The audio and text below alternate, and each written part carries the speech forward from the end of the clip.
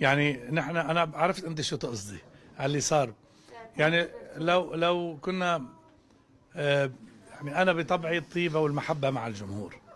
لو في ناس وتحديدا انا اقول لك الحمله اللي صارت في تونس هي من الصحافه صفراء، وصحافه يعني اسماء مزيفه مش اسماء حقيقيه. انا مش عم بفهم لو طلعت بنت طفله صغيره مبسوطه بحالها ووصلت على المسرح شو يحبوني؟ يعني نخنقها نضربها ولا نحضنها ونخليها تكون فرحانه؟ انا هيك مع جمهوري. وهل اذا طلعت فتاه على المسرح هل هذا يعتمد انه يمس بالاخلاق؟ ما فهمتش. الحمله مش مبنيه على شيء الا على اشاعات. انا انسان تعرضت الى اشاعات قاتله في حياتي، وحتى اول حياتي في المغرب تعرضت الى اشاعات وانا كنت صغير وما عرفت شو بدي اعمل. يعني اشاعات تطلع على الفنان والاشياء بتمر وبنتخطاها وكأنها لم تحدث.